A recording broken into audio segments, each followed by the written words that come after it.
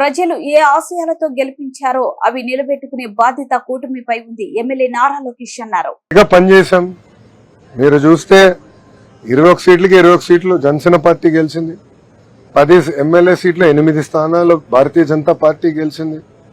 Telugu Desam party కూడా ఎప్పుడు రాని విధంగా మాకు వచ్చిన మెజారిటీ స్థానాలు మేము కూడా కైవసం చేసుకుంటాం జరిగింది. కలిసికట్టుగా మేము ప్రయాణిస్తాం. ప్రజలకు బాధ్యత పెట్టారు మా పైన. 3 పార్టీలు కలిసికట్టుగా పనిచేయాలి. దారి తప్పిన రాష్ట్రాన్ని సరైన దారిలో పెట్టాలి. గతంలో ఈ ప్రభుత్వం చేసిన పొరపాట్లని మేము చేయకూడదు. ఇసుక విధానంలో కానివ్వండి, మద్యం విధానంలో కానివ్వండి, రెవెన్యూ విధానంలో కానివ్వండి, అన్ని పకడ్బందీగా మేము సంస్కరణలు తీసుకురావాలి. ప్రజలు ఏ ఆశయాలతో అయితే మమ్మల్ని గెలిపించారో అది నిలబెట్టుకోవాల్సిన బాధ్యత మా పైన.